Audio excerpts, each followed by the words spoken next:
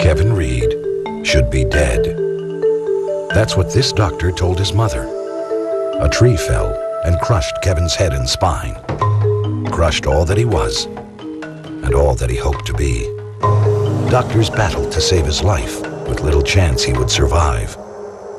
Now today, nearly 5 years later, meet Kevin Reed. A survivor's story, tonight at 11 on Channel 3 News.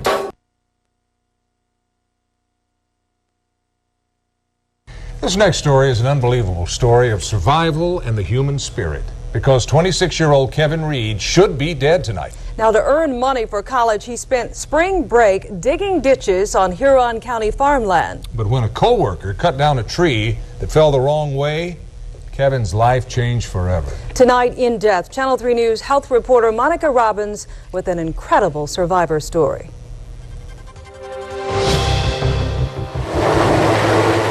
The tree was 3 to 5 inches in diameter, and Kevin was 30 feet away from its base when it came down and landed on his head and crushed his spine.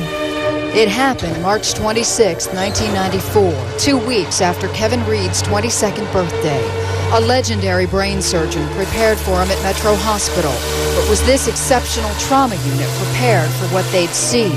All the tools and all the equipment and all the nurses and doctors weren't going to be able to put Humpty Dumpty back together again. We would probably have to spend our last night with Kevin, that he probably was not going to survive the night. This whole portion of Kevin's brain was literally in my hands. It is where his speech and his intellectual ability and, of course, the movement of the right side of the body. And I thought under those circumstances, as I put his brain back into his skull, that he was so damaged intellectually and functionally that it would be better if he passed away. And I let everyone in to say goodbye to Kevin. I felt that Kevin, loving people like he did, would want to hear this love expressed by his friends who had showed up that night. Dr. White performed 2 separate surgeries lasting nearly 16 hours within 4 days. He says an average human brain weighs about 3.5 pounds. After all was said and done, Kevin Reed lost nearly 1.5 pounds of his brain.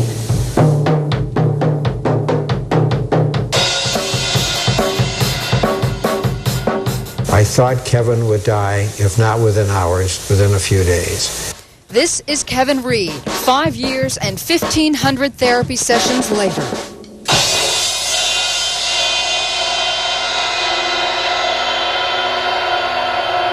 Kevin's love for music may have been instrumental in his recovery.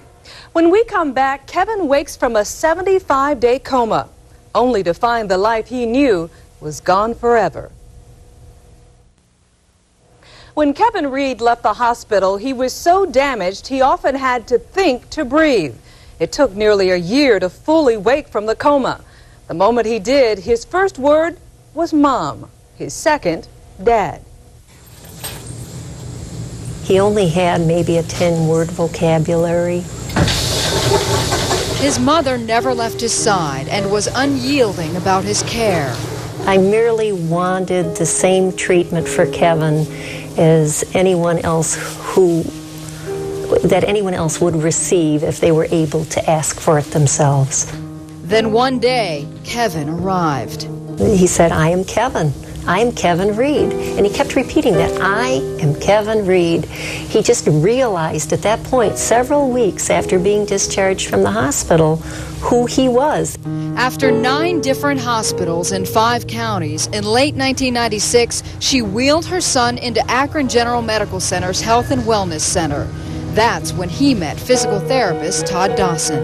I think he's absolutely amazing. I think he's given a lot of us inspiration. But I think it gets all of us to strive for something bigger in life. Last year, Kevin stepped out of his wheelchair and gave up his cane. Hey, Kevin, how you doing? Yeah, I know, Maggie. Pretty good. I thought we could work on a bunch of stuff today, all right? So I hope you came ready to work out. Oh, yeah. Nearly every day, Kevin's routine is getting his body strong enough to do the most basic commands. Simple movements like these took months to master. At home, his mother cared for his mind. Can you read that word? 17. 70. What about this one? 1009. Words and numbers nearly foreign to him, but somewhere in the remains of his brain, a switch turned. Before the accident, Kevin was ambidextrous, able to function with both hands and hemispheres of his brain. That ability may have given him a life and the power to play the instrument he loves most. Kevin is well on his way to regaining his independence, and with him always are his reminders of life. I have Daffy Duck. This is for laughter. Cross. This is for God. These are sticks for drum. This is for music. In my hit parade of miracles, I would put Kevin at the very top of the list. I believe it's a pact between Kevin and God. It's out of our hands. I just try to bulldoze a path for him. And for Kevin, the path ahead may be long, but he's ready to walk it alone.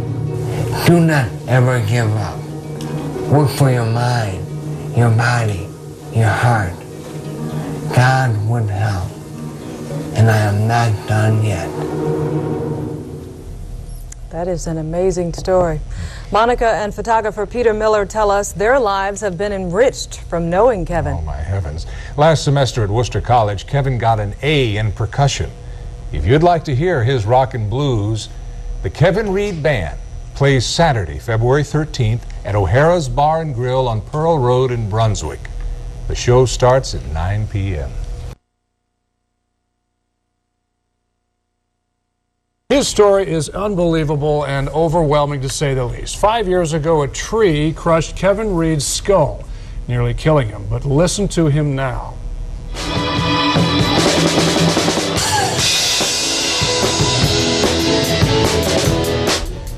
5 years ago and 1,500 therapy sessions later, Kevin Reed is more than a survivor. He's a miraculous inspiration. Tonight, the Kevin Reed Band played at O'Hara's in Brunswick. Kevin, who just last year gave up his wheelchair, is the drummer. His brother Craig plays keyboard. Drumming is what helped Kevin get through his ordeal, and now he's able to share his talents again with an audience. He is simply incredible. Oh, yeah. And saying it's an inspiration is an understatement. Yeah. Absolutely. Yeah. We're going to listen to a little bit more of Kevin in just a second, but thanks for watching Channel 3 News, everybody. Stay tuned for Saturday Night Live, and we'll see you here tomorrow.